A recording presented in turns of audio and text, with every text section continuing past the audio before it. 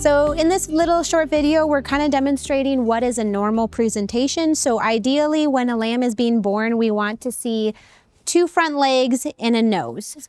Oftentimes, as she's progressing through labor, you'll see the feet first and not necessarily the nose. So to kind of indicate, whether or not the lamb's coming forward or backwards, we're going to look at their hooves, and the toes should be pointed up, the pointy bit, and this first joint should bend down. If it comes out backwards, you will notice that the hooves, the pointy bit will be pointed down towards the ground, and that first joint will bend upwards.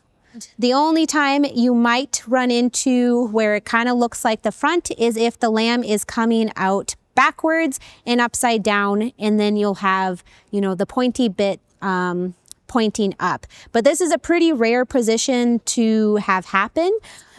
So just knowing kind of like how the different joints bend will kind of give you an idea of whether or not the lamb is coming forward or backwards. But certainly as she goes through labor, you should be able to see the nose along with the front feet. So Carolyn can kind of just tell us a little bit about what she's feeling and what she's looking for when she enters.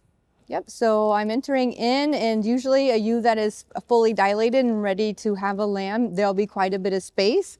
You may feel the lamb itself, you may feel the water bag. It'll be a membrane, it'll be nice and smooth and kind of squishy, the water bag.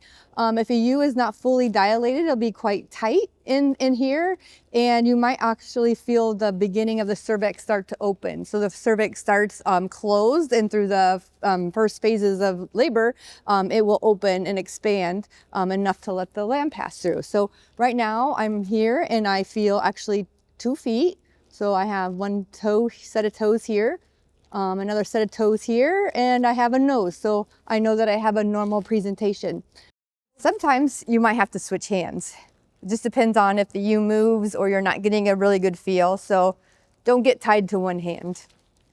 So then you're gonna also feel if she's fully dilated. So there should be a lot of room for your hand and your fingers to feel around so that you can feel that the cervix is completely dilated. If not, you will not be able to enter in very far. So you want that space to be fairly large because her pelvis bones are in there, and you should have a cervix that's open to that amount. So like Carolyn said, the lamb that she's feeling is normal position. If you ever enter in a ewe and you're not quite sure what it is that you're feeling, my best advice is maybe just close your eyes and kind of think like, okay, what is it that I'm feeling? Is it a front foot? Is it a back foot? Is it a tail? Is it a head? Is it the side of a lamb? They can be mixed up in all sorts of different positions, and sometimes it can be a little bit tricky to assess what is happening. But if you can kind of just close your eyes and visualize it in your head, sometimes that helps with people trying to figure out what's happening.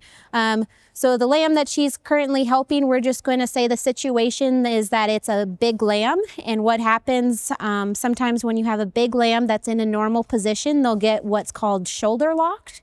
And basically their shoulders just kind of get stuck on the pelvis bone.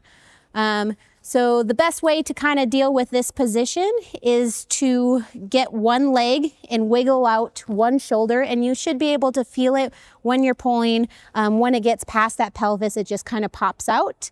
And once you get the one leg popped out, you can kind of do the next leg. And once you have both of the shoulders out, they generally tend to slide out, and you can grab both legs and then just gently pull it out. So when you're pulling, it's important to note that you want to pull kind of out and down. You don't want to be pulling straight out, but it's going to go kind of down towards the ground. You get them a level landing, and then have a clean towel handy and clean off its mouth, rub its chest, make sure it has a heartbeat, and then get it up so that it can breathe, start clearing its airway.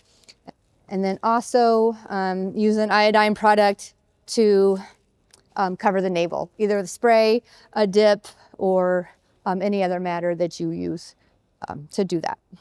One important, I guess, note that I would add in there is if you're using a towel is not to completely clean the lamb off. You want the ewe to be doing that because sometimes if you wash off all of that fluid, the ewe will reject the lamb. So it's important that you keep some of that on there, you get it in front of the ewe.